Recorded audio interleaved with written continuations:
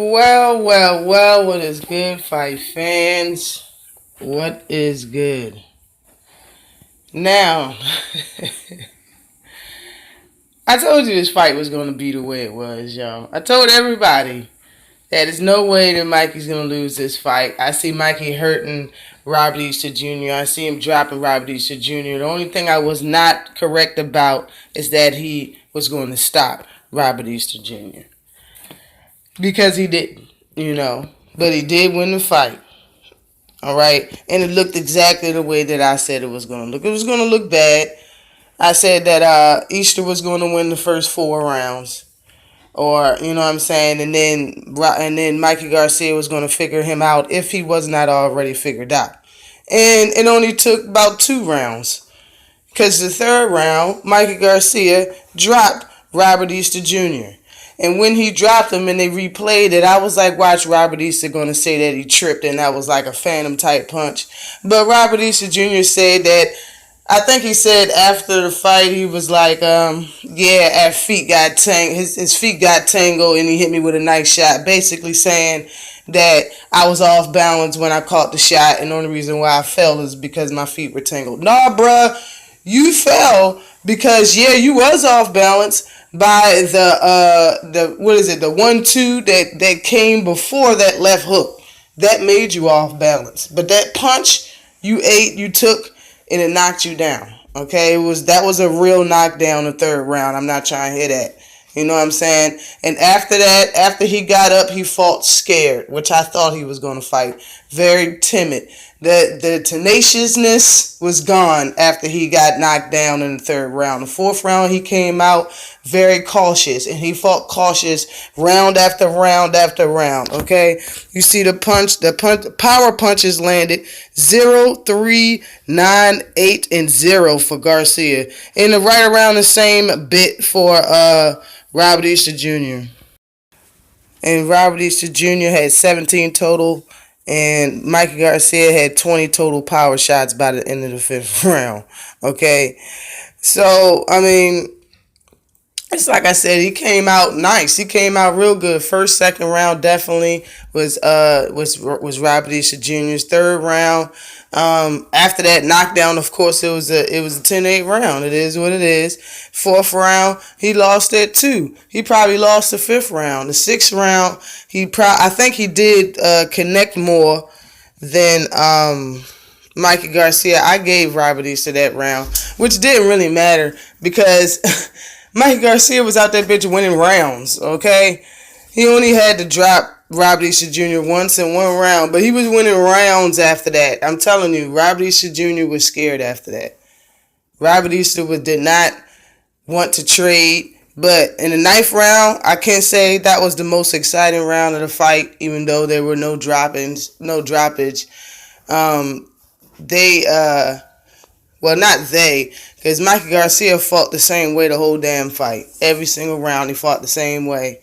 And Robert Easter Jr. seemed like he was going to come out ninth round and you just reaching, and all of a sudden he just took a step in, started guarding his face and his body, and he started slugging. I knew it was going to be a certain amount of time he was going to try what he wanted to try. I call it him going for broke because he knew he was losing that fight and he was going to try to tie it up by dropping Mikey. So he, gave Mikey Garcia his best combinations, his best punches, and it did nothing because Mikey Garcia absorbed all of his punches because he was so close to him. It didn't do nothing. Like it didn't faze Mikey whatsoever. But he got rocked a few more times. Mikey Garcia got a few good body shots in that round because he was so daggone close to him. But it didn't seem like Mikey Garcia did not have an answer for what Robert Easter Jr. was doing in this fight. Besides the first round of him filling him out, he got to him. It took some work to get to the face and body of Robert Easter Jr., but it didn't take that much work. Robert Easter Jr. needs to work on his defense. His defense is not good enough. His defense is still made for a guy that's 5'7". His defense wasn't changed. Just the way he fights and uses his jab. And it was a piston-like jab, and he kept that joint in his face to keep him at bay, but that's all it was doing. It really wasn't landing or doing any type of damage to Mikey Garcia.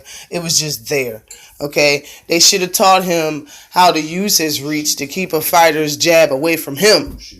Because when you look at the stats at the end of the fight, you see Garcia landed the same percentage of jabs as Robert Easter Jr.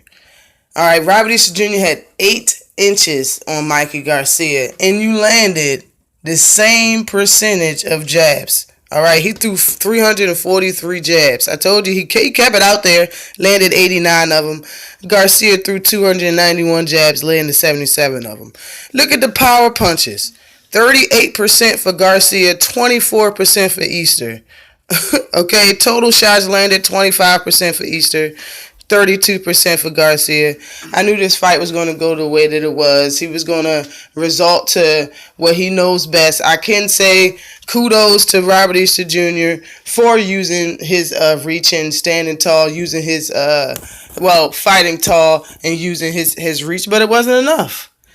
And after seeing him fight Javier Fortuna, I knew it was a possibility that Mikey Garcia could do the same thing. I've said it before, and people thought I was crazy because Mikey Garcia isn't half as tricky as Javier Fortuna. But it don't matter. If Javier Fortuna can do it, another fighter can do it. And I can't even remember the guy's name. It's a few short fighters that's got on the inside of Robert Easter Jr. I'm surprised people thought that the shit was impossible, but it's not. It didn't look like easy work for Robert Easter Jr., but it kind of looked like easy work for Mikey Garcia. Tell the truth, it did. He didn't get hurt that much. He didn't get hurt. I didn't see him get hurt in this fight.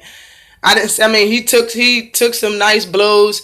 It didn't stagger him. It didn't throw his head back and none of that. That was all Robert Easter Jr. getting tapped in that ring the whole time, yo. But just like I said, kudos for him fighting tall, but it wasn't enough. There goes the scorecards. 117 to 110, 116 to 111, 118 to 109. 116 to 111 is spot on. You could give it to 117, 110, but it was a good fight.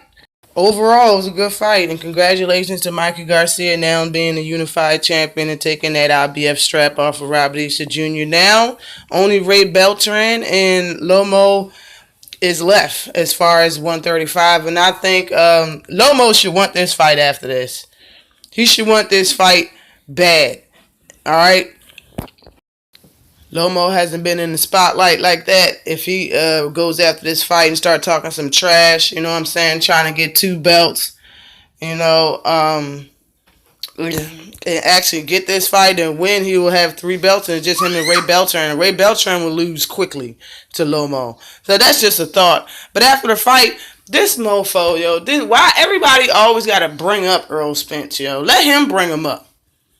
But he asked him about Earl Spence. You really want to, fight Earl Spence? He was talking about Earl Spence more after the fight than anything else while in the ring directly after the fight.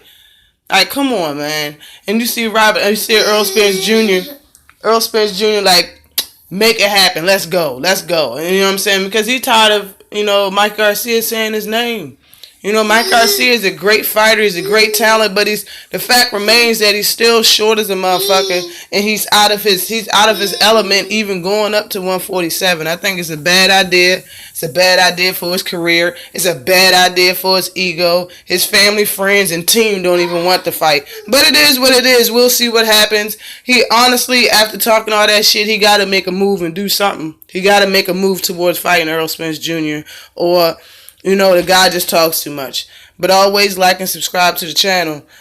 Again, last night was a great fight, man. And y'all already know I don't for the most part, I don't make posts late at night. I'll be going to sleep. Fuck that. You hear what I have to say the next morning. But yeah, that was a good fight, y'all. Peace.